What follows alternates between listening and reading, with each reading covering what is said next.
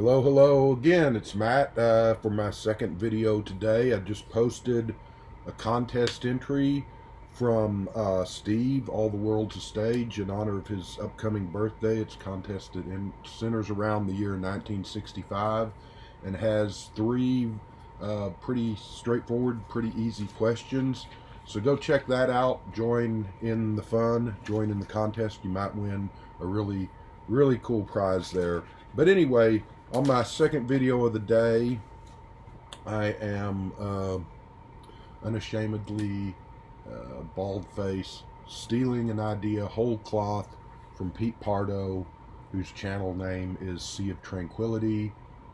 Pete's got a great channel going on over there. He's got tons of videos, tons of music videos, tons of movie videos, good stuff, in-depth conversations on both of those topics, and well worth checking out. So as a matter of fact, I was watching, Pete, some of your horror movie kind of group chat videos with several people about classic horror movie picks and British horror movie picks, and I've got a list of about 20 or so movies that I never saw that I wrote down that I'm gonna have to search out because they sound really pretty cool and worth looking up there. So I'm looking forward to a lot of horror movie watching here in the next few weeks.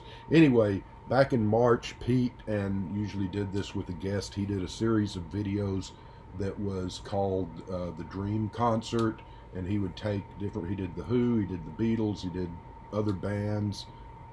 The idea behind it is simple. It's that they're putting on a concert, but they, Pete and or whoever, or you the viewer, if you decide to make a video, it's fun, you should.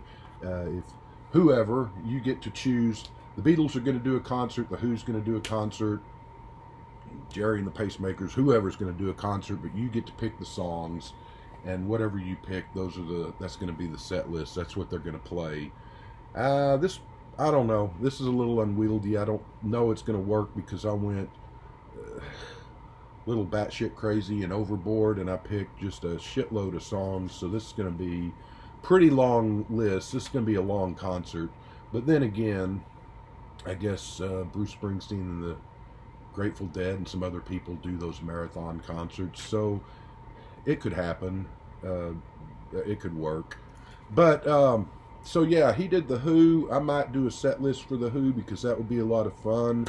I'd like to make up a set list for the band other than that same tired old list that they've been dragging out for the past 40 years during their 88 farewell concert tours of Won't Get Fooled Again, Behind Blue Eyes, Bob O'Reilly, Who Are You, and whatever.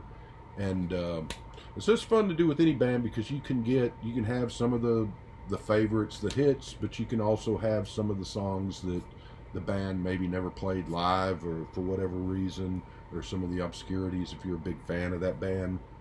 I may do the Who, but I started off with the Beatles because my favorite band, so it's the obvious choice. And also the Beatles are a little bit unique in that whereas the Who, or half the Who, whatever they are nowadays, they just keep touring, and I guess they're going to keep touring until they drop. And once Pete and Rog are gone, I guess their kids will pick up guitars and microphones and carry on as the Who, and then their grandkids after it. I don't know. But the Rolling Stones, they've toured forever. Paul and Ringo going to tour forever, I guess. Grateful Dead kept on going till Jerry dropped, and then they changed their name to whatever they're called, the Others or whatever, and kept on going.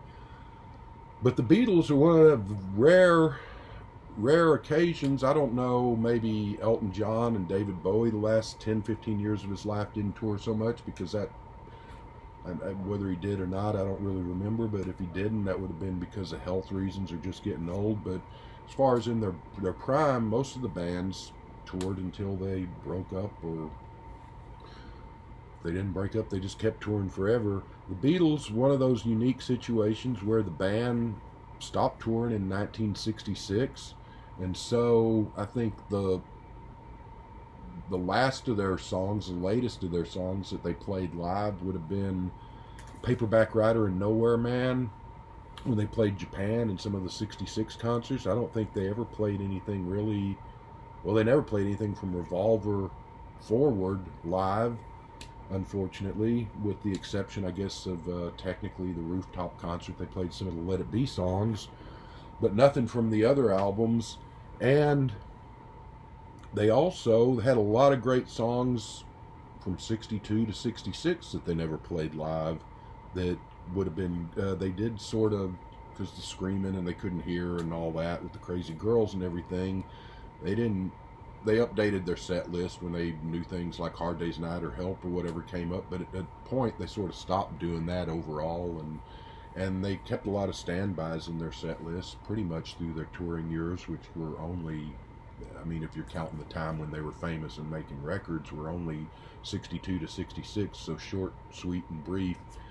And the fact that, you know, I never got to see the Beatles live because I would have been about 3 when they stopped touring, and most people on here probably didn't. Some probably did. But it occurred to me before I'd thought about, you know, what a shame that they didn't play Woodstock or Monterey Pop, or when Paul had the idea around Let It Be to do some live shows, which ended up being a compromise because George didn't want to do it, and that's kind of how the rooftop performance came about.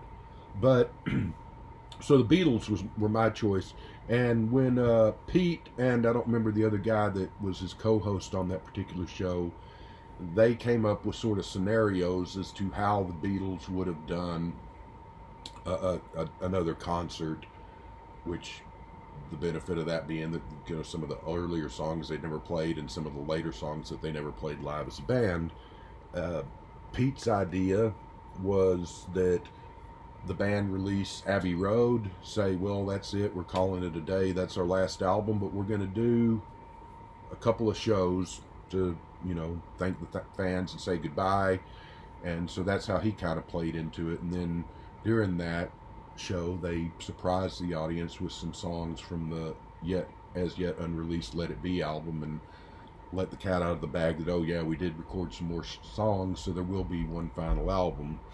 And the other guy's scenario for how the Beatles concert could have happened was around about 1976, when I think it was Sid Bernstein offered the band like $50 million for a one-off show, which it didn't happen, but it made news because that's a lot of money. And now it's a whole lot of money in 1976.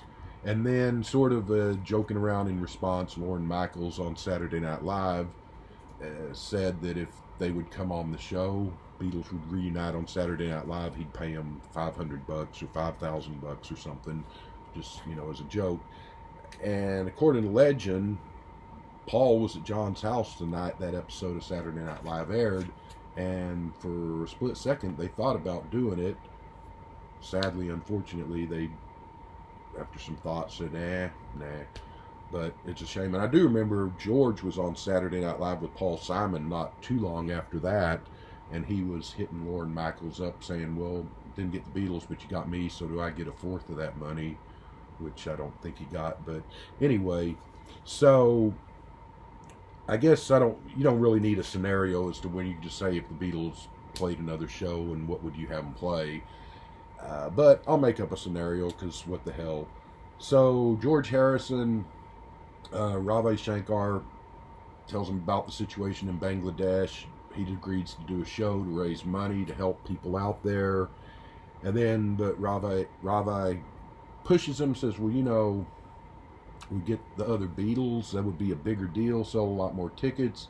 George the curmudgeon, he's my favorite Beatle, but, you know, he doesn't want to do it. But Ravi keeps talking to him, and he says, well, you know, you got to think about the good of the people there that need help. He finally agrees. He gets the Beatles, he gets John, Paul, George, and Ringo all together. Well, he's George, so he doesn't need to get himself. But and they transfer the concert from, supposed to be at Madison Square Garden, they transfer it to Shea Stadium. I have no idea if Shea Stadium was still a thing in 1971, but let's say it was. And so they can sell more tickets. It's the Beatles back together like a year or two after they broke up.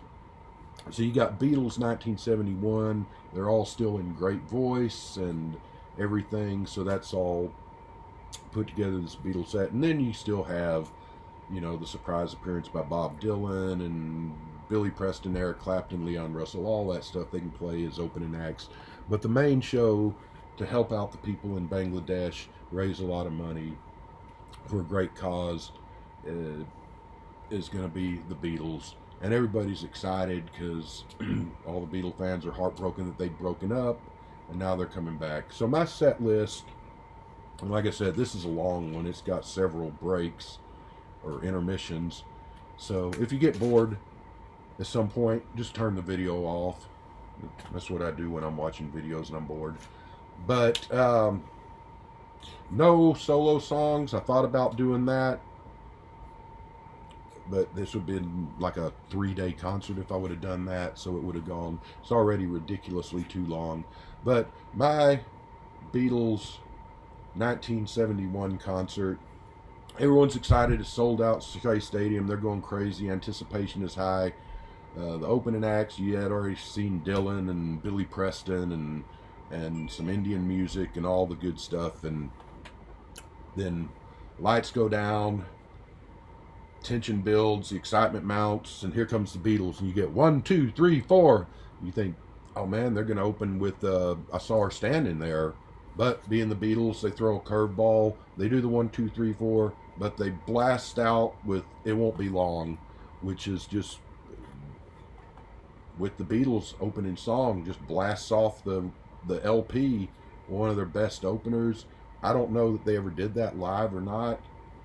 But anyway, they open with It Won't Be Long, and it's just, you know, people are going crazy. It explodes. And then that song ends, and you got da da da da da da da. They go into You Can't Do That. Great song. They did do that live, I believe, somewhere. But it's in there. They go into You Can't Do That. Then they go into dun dun dun, She's a Woman.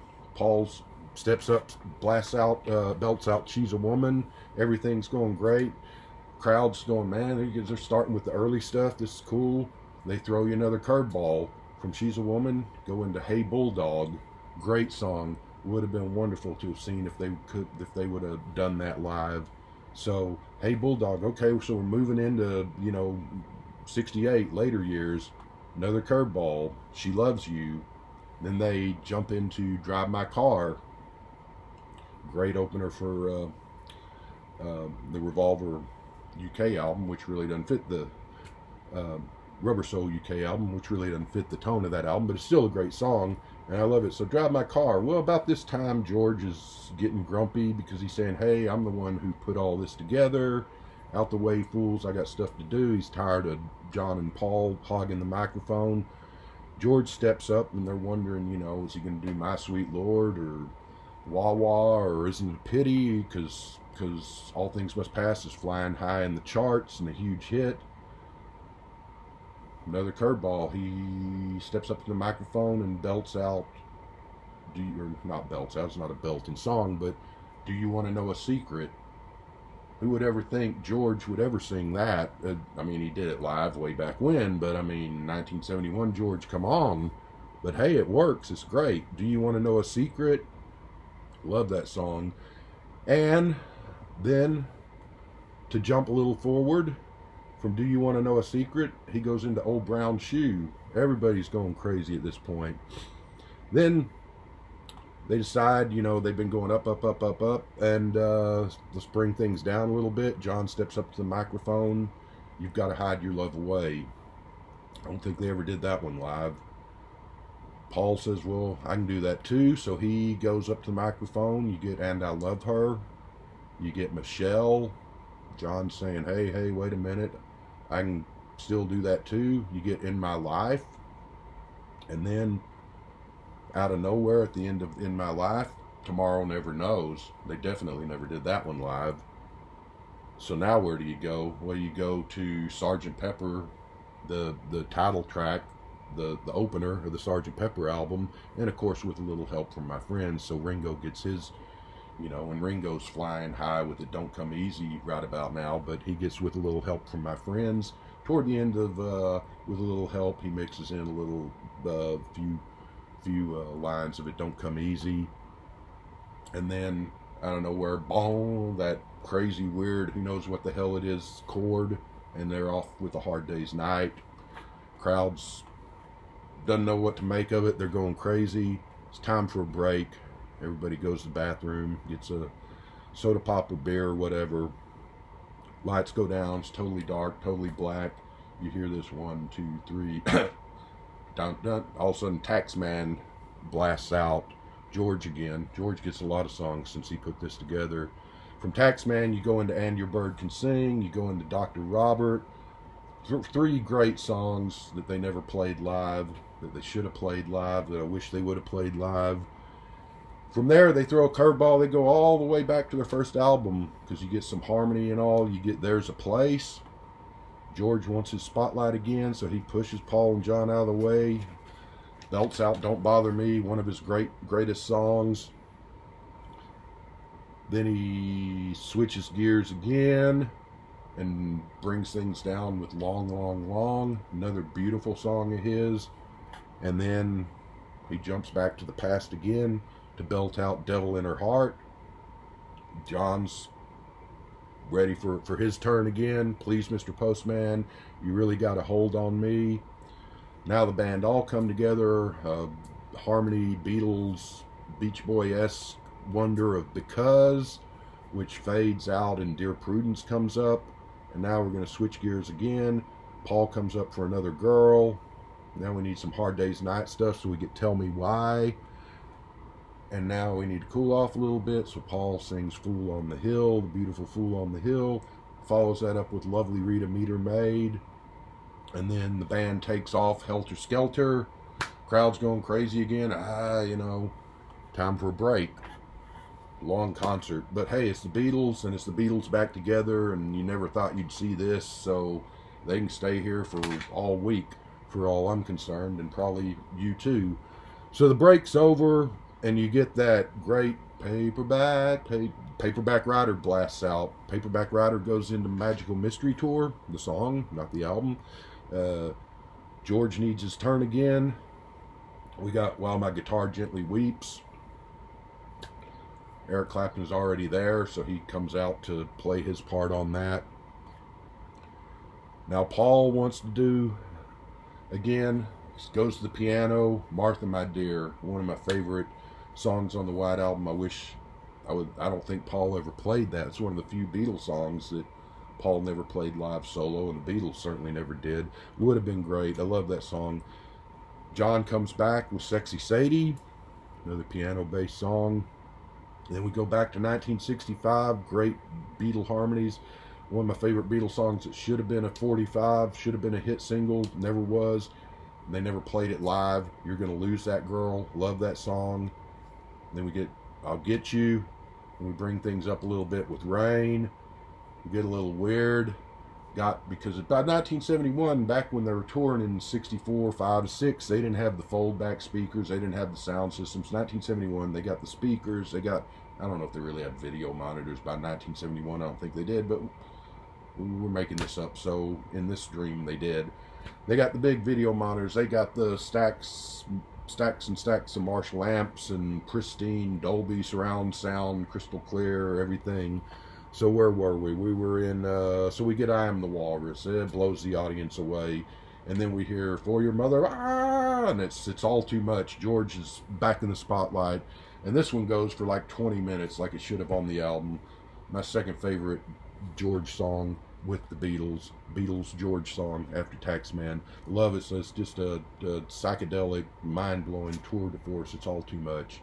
And the audience is just worn out, so it's time for a break. So now what are they going to do? They're going to come back, and you're expecting them to blast out of the gate. But they go a little low-key, a little laid back. I've Got a Feeling from Let It Be. And then everybody's feeling groovy and fine, or whatever you want to say. They go into Ticket to Ride. Go back to Rubber Soul for You Won't See Me. George saying, I'm not getting enough of the spotlight. So he steps up, sings something.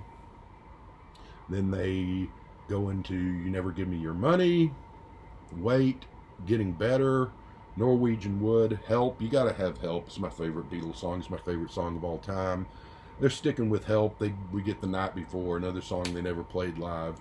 Then we get I Call Your Name, one of the great Lennon vocals. Going to I Feel Fine, This Boy, Money, Cry Baby Cry for a little, I like to shift it back and forth between early Beatles, mid Beatles, and late Beatles, and you don't know what's going to show up. You might get Love Me Do followed by Revolution or whatever, and I like it that way. Cry Baby Cry, George comes up again, sings Savoy Truffle. I Want to Hold Your Hand, because, you got to have it. And I love that song anyway. Paul steps up for another moment, his Motown moment, Got to Get You Into My Life. Lady Madonna. And then steps up to the microphone, belts out I'm Down. John's doing the piano shenanigans while George is spinning around laughing just like at Shea Stadium.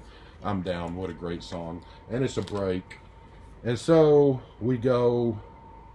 Like I said, it's a long ass concert. Anybody still watching this thing? I went way overboard, but So we open up the next set, the Abbey Road medley. Kind of a surprise because people are probably thinking that's going to come at the end of the show. No, we're going to have it here. From there, Paul's going to do For No One, followed by Here, There, and Everywhere. Here, There, and Everywhere. John's going to step up and sing Girl, followed by Julia. Sort of an answer to that. Paul's going to sing Your Mother Should Know. Kind of a nice touch, I thought. Then they're going to bring out the acoustic guitars, sit down and sing Two of Us. Another one of the great Let It Be songs. And from there, they're going to go into I Should Have Known Better. Total change of pace. They're going to go from there to Penny Lane. And A Day in the Life. You got a break. We got 2 more sets to go, so don't go anywhere. Then the audience, everybody's just delirious and just minds blown. All of a sudden you hear da da da da da da da da, Day Tripper. And I wrote I'm Down a second time, I noticed here. But it's a great song, so what the hell, they play it twice. Day Tripper, I'm Down. Going to Strawberry Fields, going to Baby You're a Rich Man. Going to Everybody's Got Something to Hide Except for Me and My Monkey. What a great, love that guitar part. Let It Be brings down the house. Everybody's thinking, hey, that's the show. But what a way to end it. But wait, the lights aren't totally off. They're coming back on. Looks like movement on stage. Here they come back out. You gotta have it. It's my second favorite Beatles. This is my second favorite song of all time. Yeah, it's overplayed. Yeah, a lot of us are tired. And I almost thought about not putting this in. I wish Paul would take it out of his solo shows, to be honest with you. But it's the Beatles. It's the real Beatles. So you can't not have Hey Jude. So the encore, Hey Jude, followed by All You Need Is Love, followed by the Sgt. Pepper reprise. And then at the very end, you get Her Majesty's a pretty nice girl, but she doesn't. Her Majesty, lights go down. There was the Beatles. Bye-bye. Hope you enjoyed the show. Come back next year, but don't, because we're not going to be back. That was it. If you missed it, too bad. That's my Beatles dream set. And so let me know what yours would be, or pick whatever band. And the fun of this is you could pick Robert Johnson or Buddy Holly or some band that's around still, or some band that's long gone, or whatever. Anyway, it's a little exercise in frivolity and silliness, but it was fun. And that is what I would love to have seen had the Beatles got back together. The set list I wish they would have played, and certainly I would be front and center, first row, and backstage pass and all that good stuff. Get to hang out with Patty Boyd. So have fun, everybody.